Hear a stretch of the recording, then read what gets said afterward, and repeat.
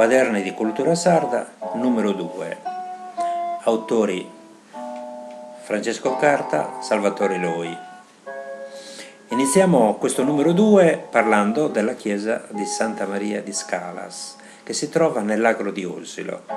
Attenzione, iniziamo con le cartine per poter raggiungere il monumento, ma iniziamo anche con le immagini di questa chiesa come era nel 1983, quindi attenzione, sono già più di 30 anni. La chiesa, come vedete, è praticamente un rudere, crolli in tutte le direzioni, pareti completamente ostruite da costruzioni abusive di stalle del proprietario del terreno, la facciata, come potete vedere sulla destra, la parastra completamente crollata, il soffitto resiste soltanto una campata. Questa è la facciata vista dall'interno, per esempio, con una tettoia addossata. Questa è l'abside con il presbiterio colmo di detriti, e questa è l'abside all'esterno. Vedete che domina dappertutto detriti e distruzione. Abbiamo eseguito un'operazione di rilievo dal vero e abbiamo qui i disegni di preparatori a matita del rilievo dal vero. Non sto a soffermarmi per farvi osservare i particolari, perché siete sicuramente in condizione anche voi di osservarli, ingrandendovi magari le immagini.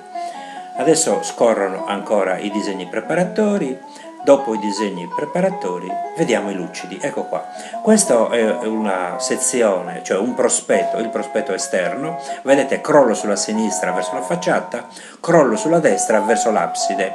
Si salvano, vedete, quegli archetti pensili e passiamo all'abside vista com'era all'esterno.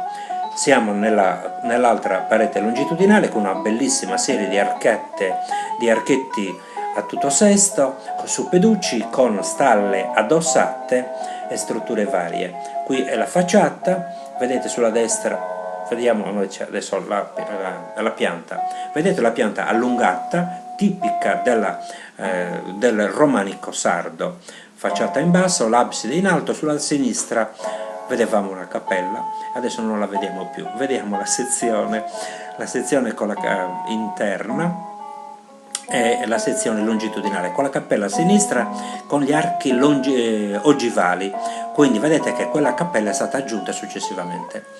Adesso percorriamo la campagna per andarla a vedere come si trova oggi. Abbiamo visto le immagini del 1983, abbiamo saputo che è stata restaurata e ristrutturata, per cui siamo curiosi di vederla. È una bellissima giornata del mese di maggio, c'è una fioritura intensa e completa.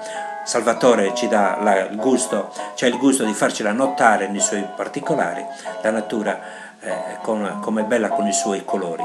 Vediamo da lontano, cominciamo a vedere la chiesa, eccola qua, vista da lontano si staglia nel paesaggio. Ci avviciniamo, vediamo innanzitutto, già subito notiamo che la copertura è solo parzialmente realizzata, quindi si tratta di un restauro conservativo. Ecco qua l'abside salvata in pieno, vediamo l'abside e la parete sulla sinistra che è stata rifatta, osservate quel leggero tonalità di colore diverso e tutta la parte ristrutturata, ricostruita. Qui sulla destra la facciata lo stesso.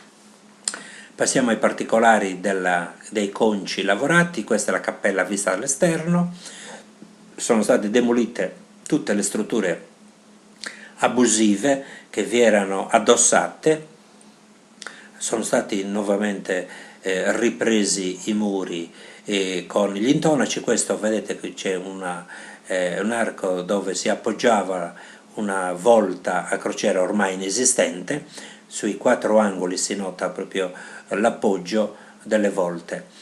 Qui notiamo la feritoia dell'abside che illuminava l'abside. Qui vediamo invece l'arco ogivale della cappella.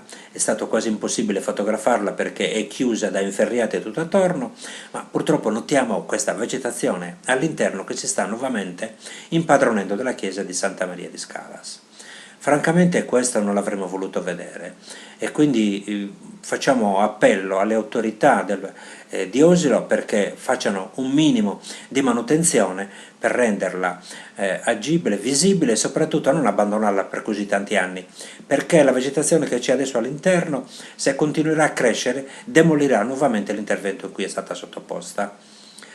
Confidiamo negli amanti della natura e negli amanti dell'arte perché possano andarla a visitare, si apprezza tantissimo, e poi troverete stampati la descrizione accurata dei prospetti, delle piante e anche la proposta, una proposta che era stata fatta nel 1983 che riguardava gli itinerari turistico-ambientali e archeologici del territorio, ed è una proposta sempre valida perché ancora oggi, a distanza di 30 anni, notiamo che questi itinerari che avevamo proposto già da allora sono sempre validi e può essere sempre un'occasione di lavoro per i giovani.